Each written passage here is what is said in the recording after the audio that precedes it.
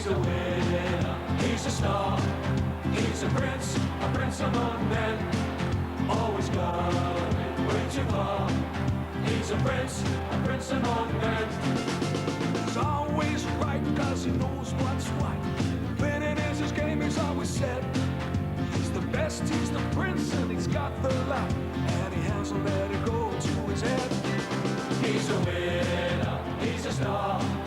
He's a prince among men. Morning, Bev. Beverly. I'm feeling really great today, as usual. Bursting with ideas. How about you? Never mind, only joking. So, how was your weekend, then? Well, it was very nice, thank you. It was a disaster. I really enjoyed it. Hey?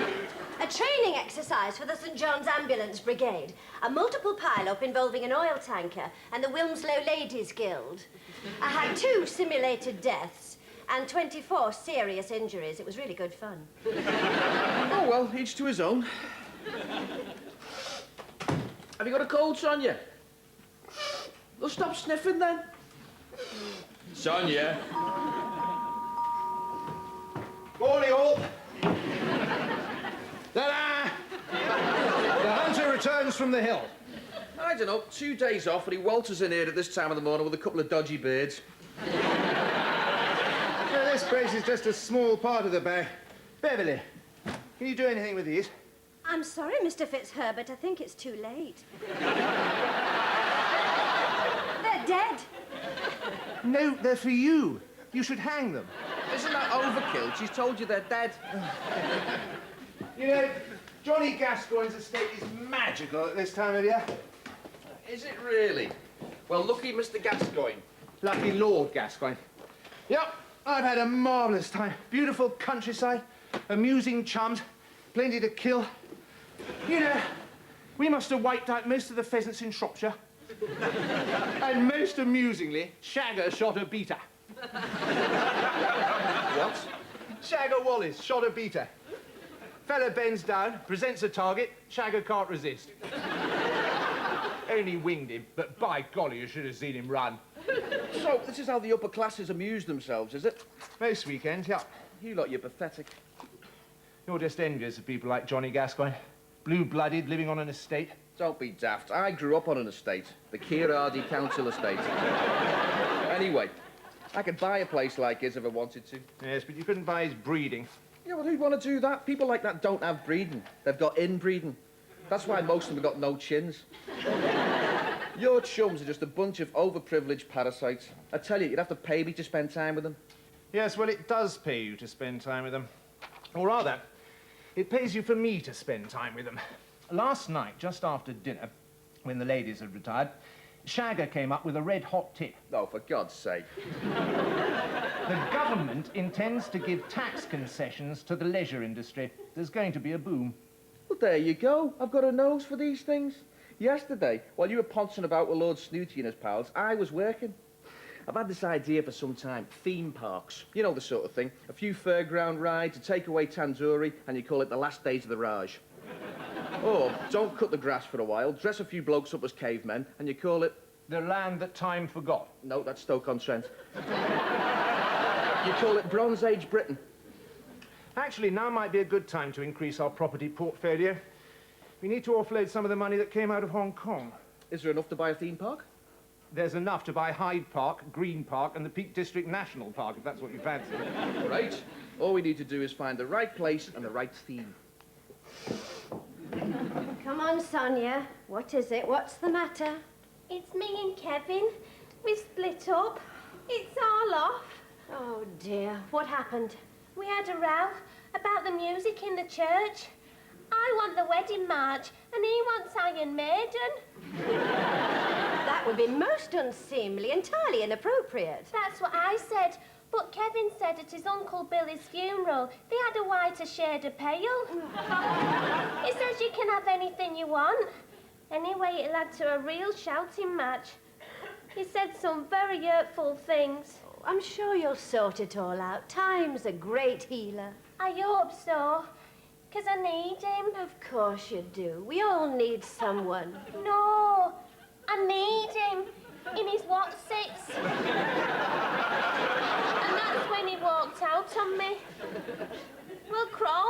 actually. What's wrong with her? She's distressed. It's a young man. The wedding's off. No, is that all? What am I going to do, Gary? Phone the caterers, see if you can get your deposit back. No. About Kevin. What if he finds another woman? Anya, I'm glad you've not lost your sense of humour. What woman in her right mind would go out with Kevin? Sonia's been going out with Kevin for 8 years. Exactly, he's never going to find another one like her, is he? Oh, thank you, Gary. I hope you're right. Hey, I'm always right.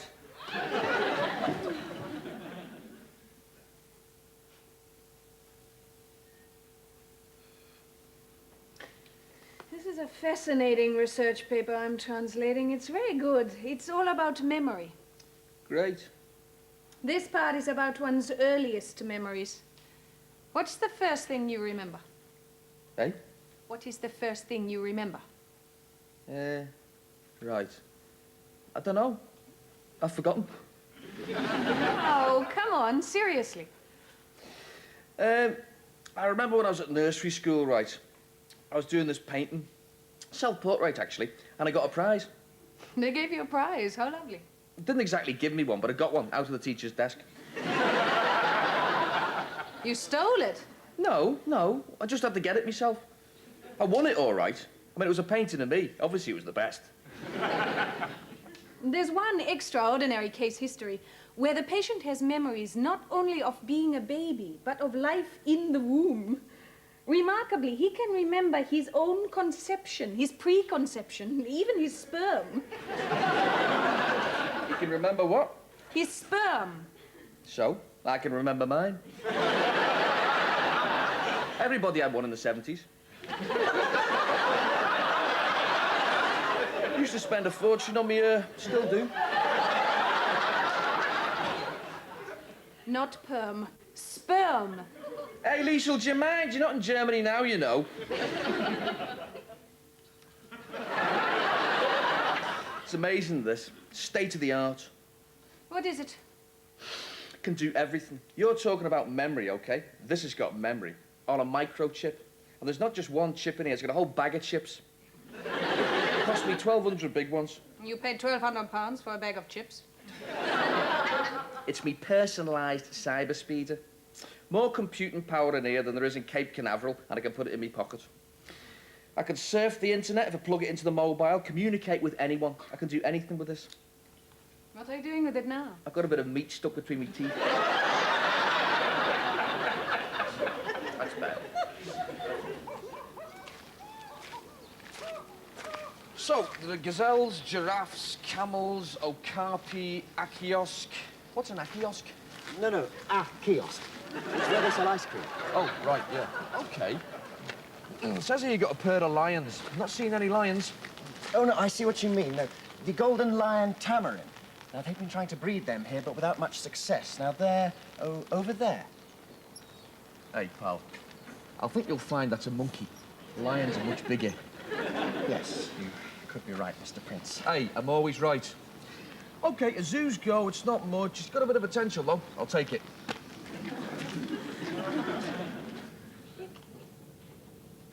Vincey, gives a lager, mate. You'll have to wait. You can see I'm busy, can't you? What's this? It's a fundraising event. Replica kit. It's all the rage now. All the big clubs are doing it, so I'm doing it. I'm selling Fernie Heath replica kit. Well, not replica kit. Original kit, second hand. But, it's all ripped and tatty. Well, it'll probably add to the value and make them authentic. I'm not throwing them out. Waste not, what not. That's my motto.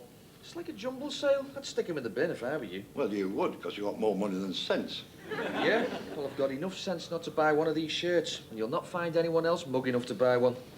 Anyway, I've done enough shopping for one day, me. What have you bought? A zoo. What? I've bought a zoo. Yes, you probably have an all.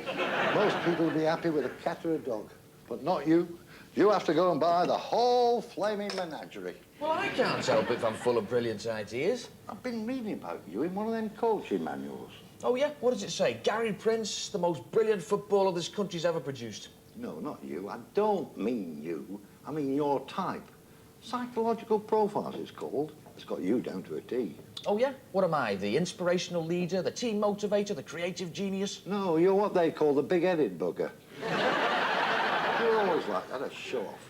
Every season you played for us, you had to score more goals than anyone else. That is the general idea, Vince. You know what I mean. And you have to go breaking all the records, don't you? And there's something wrong with that, is there? In your case, yes. You're like a kid. Look at me, showing off. Trevor Ketley never felt the need to break any records. Trevor Ketley couldn't break any records. He was the best captain this club has ever had. When he was in charge, that changing room was immaculate. After every match, everybody had to take their boots off and leave them outside. The lads always respected Trevor. They thought he was a complete and utter nerd. After he lost us the Earlham Rovers match, they got him in the changing room and gave him a right good kicking. Well, that's just men's rough humour. Anyway, they didn't hurt him, because all the boots were outside. I should have been the captain of this club, you know. Not in a million years, not with your character defects. What? I mean this in the nicest possible way, but you're not a man to be trusted. Hey? Certainly not with any responsibility. Vince, do you mind? Nobody else talks to me like you do. That's because you surround yourself with yes-men, flatterers. With me, you get the truth. When I speak like an orifice. Oracle. You mean an oracle? I know what I mean. I mean an orifice. Yeah, OK. You speak out to one, so you probably speak like one. Are you going to pay for that drink? Yeah. Don't worry about it. Why don't you buy a replica shirt?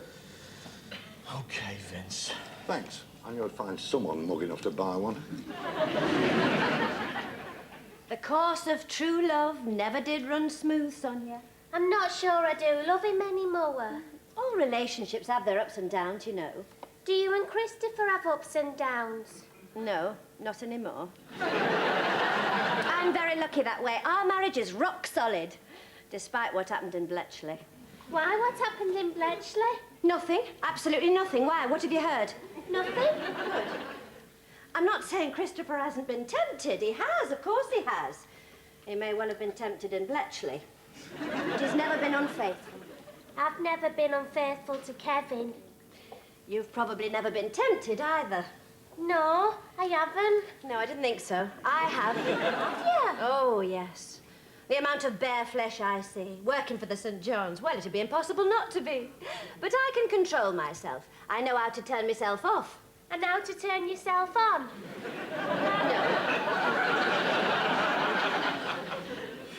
At the moment, it's just a zoo, but Gary Prince is going to turn it into the top theme park in this country.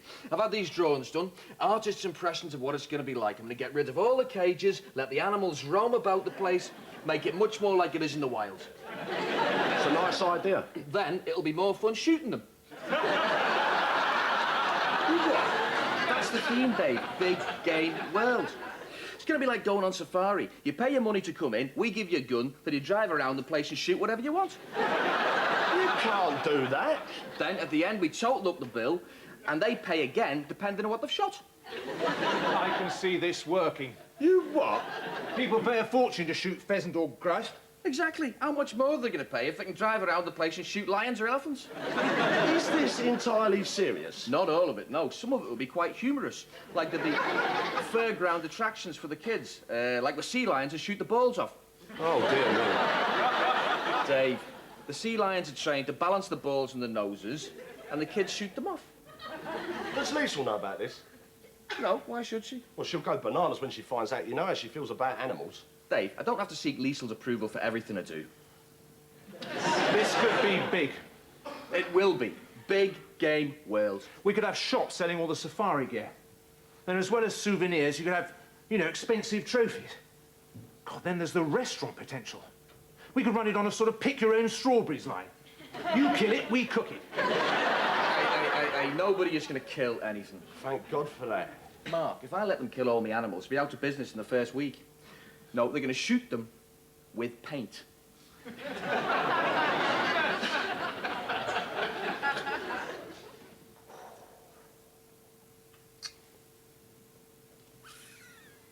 you fancy going away for a few days? Paris, Rome, Vienna, anywhere you like. Sounds nice. Where would you like to go then, sweetheart? Oh, heavens, I don't know. You choose somewhere. Surprise me. Because you like surprises, don't you? I'll do that then. Because I like surprising you. Sorry, sugar, you're working, aren't you? Don't let me interrupt you. I don't want to interfere with your work. Because you never interfere with my work, eh? It's all right. I was nearly finished. I was just translating this final section on memory loss. It's really interesting, actually. Good. Isn't the human brain a fascinating thing? Mine is. For example, have you ever wondered where your memories are stored? Well, I know where they're stored. My scrapbooks are in a box upstairs. My press cuttings are with Dave in the office. No, I'm not talking about you. I'm talking generally about the physiology of the brain. Right. They've learned a lot about human memory from their studies of animal behavior. Oh, yeah? I thought you didn't like that sort of thing, experiments on animals. Well, they're not experiments. They're observing, studying. It's quite different. It doesn't involve cruelty. I see. So what about David Attenborough? What do you mean? Like the stuff he does on TV. I mean, what concerns me is, like, he's out there observing, okay? And he sees this lion killing an antelope. Why doesn't he stop it? Well, that would be quite wrong. It's nature, isn't it? It's the hunter and the hunted. It's the natural order of things. Hey, you're right. Hunting, it's instinctive, isn't it? You know, all animals are hunters, including man. Yes, but man is the only animal that hunts for fun. Right. I think it's quite good fun. According to Mark. I find that sort of thing utterly abhorrent. Killing animals just for your own amusement? It's disgusting, isn't it? Ugh, yeah. Killing them, yeah. That's what I draw the line. I did actual killing them, yeah. So, there we go. We agree completely. That's that one sorted. I'm not going to phone Kevin, so he phones me. Just let him sweat. Well, he sweats anyway. I'm just not going to phone him. The trouble with Kevin is he's so stubborn. If he don't get his own way, he's really horrible. Who's that, then? Kevin, he's really horrible. Have you only just noticed, Sonia? I tell you, you're well out of that one. When I first saw Kevin, I thought he was wearing a mask. Then I realised he should have been wearing a mask. I think that's a little unkind, Mr. Prince. Everyone has their good side and their bad side. Kevin hasn't. I've seen him from every angle. Looks aren't everything. I were never bothered that he wasn't good looking. No, it was his personality you didn't like, wasn't it? I'm just not having Iron Maiden at my wedding. How can we get married after the row we've had? Well, if you are incompatible, perhaps it's better to find out now. Look at poor Mr. Fitzherbert and his wife. They found out too late. What? Does he like Iron Maiden? But he married one. More of an ice maiden. The divorce was very acrimonious. It's left him a wounded, lonely man. Is there anyone else in his life? Not as such. What do you mean? Well, he carries a torch for someone. Oh! But she's a happily married woman. Who is she? I can't say. You! What's he said? Nothing, ever. But a woman knows these things. He's too much of a gentleman to say anything, and sometimes he has to ignore me. But I know. Really? Good morning, Mr. Fitzherbert. See what I mean? Blimey! About this interview for Woman's Own. Yeah. Well, they want to know, if you had £1,000... What does it mean, if? If you had £1,000 to spend on antiques, what would you buy? Well, I wouldn't buy antiques for starters. I never buy anything second-hand. Well, I've got to put something. They ask a famous person every week. It's good publicity. Just put anything down, Dave. I've had a few thoughts about Big Game World. Shall I put you fancy an Ormaloo clock? Anything, I don't really mind. Just write anything down. Yeah, I'm gonna go for a big showbiz launch. Get all me mates down. With all the stars that I know. Dave, you've put a memo on me and Jimmy Hill. Looks like he's got a bag over his head. Actually. Hey, there's a point. Princess Anne. She likes animals, horses and that. What? To open Big Game World, Princess Anne. Or better still, her dad. He's president of the World Wildlife Watcher. He likes animals, and he likes shooting them too. Great, book him. You can't book the Duke of Edinburgh. Dave, he'd do it for me. I'm practically a friend of the family. I know what. I'll put you fancy a Chippendale. No, you will not. You know, I don't think people are going to go for this Big Game World thing of yours. Of course they will, Dave. I got the idea from those war game things where people run around the countryside shooting one another with paint guns. Very popular. Appeals to all sorts of prats. Mark does that. As I say, all sorts of prats. Only in this case, we shoot the animals. Brilliant. Not for the animals, it ain't. Have you told Liesl about it yet? Dave, I don't interfere with Liesl's work, and she doesn't interfere with mine. As it happens, she's right behind me on this one. We're in complete agreement. I thought she'd kill you when she found out. No, she doesn't believe in killing. Anyway, it's just harmless entertainment. A spot of paint and a nice wash and brush up afterwards. Who could possibly object to that? Thank you for printing it out for me, Beverly. Oh, you're very welcome, Mrs. Prince. It's an interesting piece of research, isn't it? Yes, psychology. It's fascinating. Yes. I like the chapter where the man kept forgetting everything. I thought that was most amusing.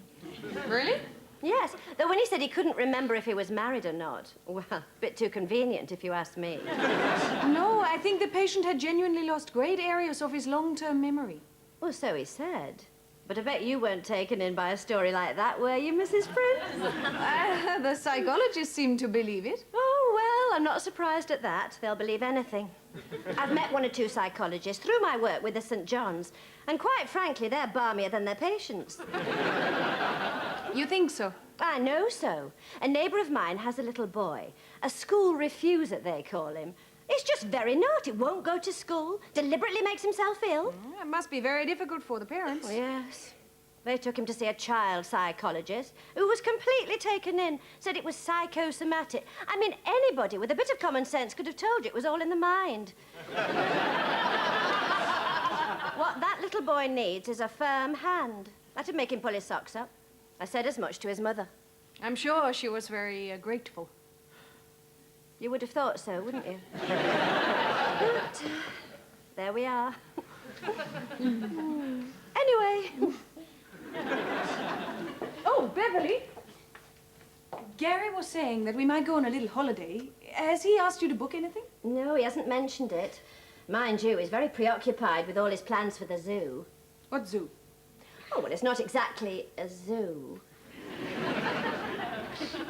I know you do, Chuck. Yeah, I'm sorry too. I didn't mean any of it. No, I know you didn't. I miss you too. Yeah? Miss you. Kiss you. All right then, 7:30. Hug, hug. Snug, snug. Do you want me to bring a poultice? Are you sure? Okay then. Bye. I love you too. That were Kevin. I thought it might be. He phoned up and apologised. It's all on again. Has he backed down over the music? We're having both. Iron Maiden and the Wedding March at the same time. That'll be dreadful. Oh, no, it's all right. The Wedding March will be playing in the church, but Kevin will have Iron Maiden on his Walkman. He can't have a Walkman in church. Oh, no one will see, because he's going to pull his top hat right down over his ears to hide the headphones. I'm quite happy about it, actually, because his ears aren't his best feature.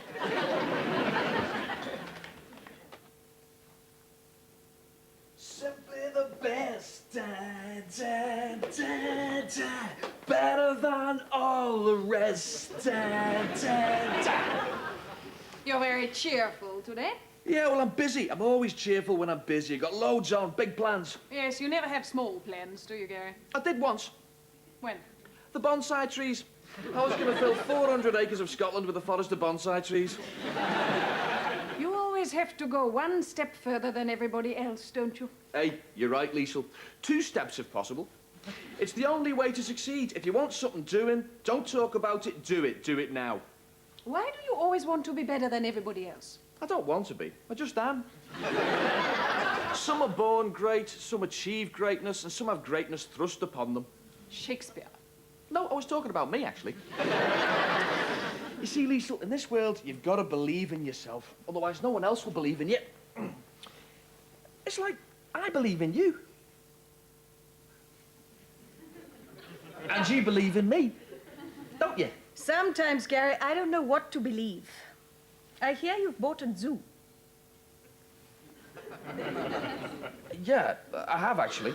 And you have great plans for it. Well, you know me. Everything can be improved. I'd really like to see it. Well, I'll take you down there sometime. No, let's go now. As you say, don't talk about it, do it. Do it now. Liesl, it's not going to be like an ordinary zoo. It's going to be more like a jungle. The animals are going to have loads of laughs. I'm not going to keep them in cages. There's going to be lots more room for them to run about the place, you know, chasing each other and being chased. I mean, the monkeys are already having a great time. There's one little fat one that just won't come in at night, you know? Look, I'm trying to recreate what you said, the natural order of things. OK, Dumbo, make my day. Hey, Mark! For God's sake, what are you doing?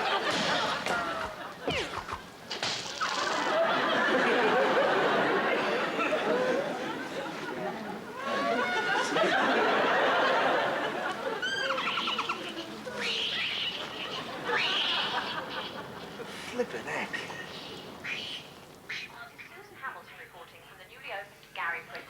So you managed to get yourself in the news again. Certainly have. I don't know how you do it. It's because I think on me feet, Liesl. Here we go. It's a golden lion tambourine. Tamarind. Yeah, that's right. Very, very rare, endangered species. So you must have been delighted when it gave birth to twins. How did you go about it? Well, I can't actually take the credit for it. It wasn't down to me. It was another monkey. But no, seriously, Susan, breeding the golden lion thingy is a very complicated process, best left to the experts. Like me. I've heard rumours there was a bang before it gave birth. That's usually the way, Sue, yeah. And I gather public interest has been enormous. You're expecting crowds to flock into the zoo this weekend. That's right, yeah, but it's not a zoo, Sue. It's a conservation centre. The Liesl Prince Conservation Centre. I stand corrected. This is Susan Hamilton with the endangered animals at the Liesl Prince Conservation Centre. Clever little breeder, aren't you? Yeah, I suppose I am.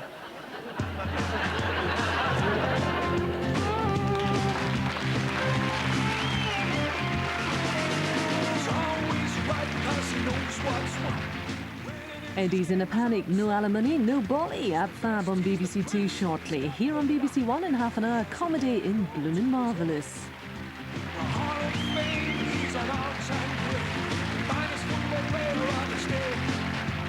Patted on the back by the hand of fate.